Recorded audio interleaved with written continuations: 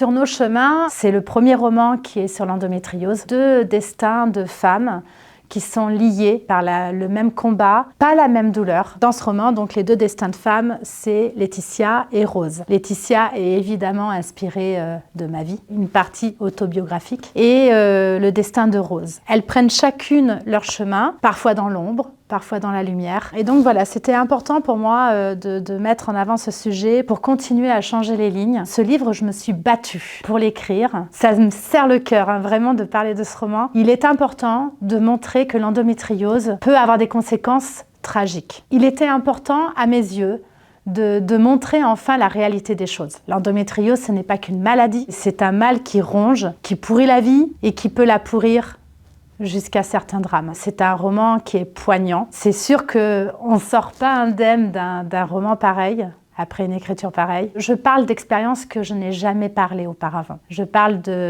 d'expériences déjà sur mon opération de l'ablation, donc j'en ai jamais parlé. Avant, j'ai eu une opération en urgence pour une occlusion intestinale. Cette opération a changé ma vie. La couverture, cette image en tout cas, vous la verrez dans votre tête. En tout cas, pour revenir à ces 2 femmes, c'est aussi pour montrer à ces femmes qui traversent l'endométriose. Beaucoup d'entre nous ont vécu l'incompréhension et ont vécu le silence, d'être, en tout cas, que ce soit Laetitia ou que ce soit Rose, on est resté longtemps dans le silence, on est resté longtemps incomprise. Beaucoup ont vécu une errance médicale. Je l'espère de tout cœur que maintenant, la jeune génération la connaîtra beaucoup moins. Ce livre, en fait, il s'adresse évidemment à toutes les incomprises, à toutes les personnes qui ont